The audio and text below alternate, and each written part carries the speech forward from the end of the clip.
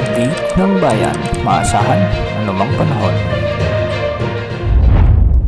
Magandang araw po sa ating lahat. Narito na ang pinakaling update sa magiging lagay ng ating panahon sa araw na ito at sa mga susunod na araw. Sa kasalukuyan ay dalawang weather systems ang nakakaapekto ngayon sa ating bansa, ang umiiral na amihan at easterlies. Unahin natin ang easterlies. Ito yung mainit na hangin mula sa karagatang Pasipiko na magdadala ng maulap na kalangitan na may mga kasamang pag-ulan at pagkidlat pagkulog sa Caraga at Davao region. Mag-ingat po dahil posible ang banta ng mga biglaang pagbaha o pagguho ng lupa, lalo na kung may mga umiiral na katamtaman hanggang sa minsan ay malalakas na pag-ulan. Samantala, amihan naman ang magdadala ng maulap na kalangitan na may mga mahihinang pag-ulan sa may Apayao, Kalinga, Mountain Province, Ifugao, Cagayan, Isabela, Quirino, sa may Nueva Ecija, Nueva Vizcaya, Aurora at Quezon Province. Sa buong Visayas naman, kasama na ang Bicol Region, Mimaropa at nalalabing bahagi ng Mindanao, asahan din ang bahagyang maulap hanggang sa maulap na kalangitan na may mga tsansa ng mga kalat-kalat na pag-ulan at pagkidlat pagkulog.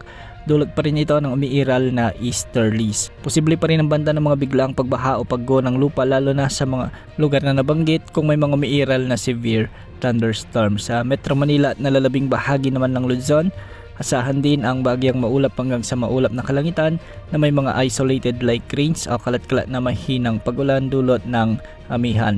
Matataas na pag-alon ngayon ang inaasahan sa mga karagatang sakop ng Northern Luzon.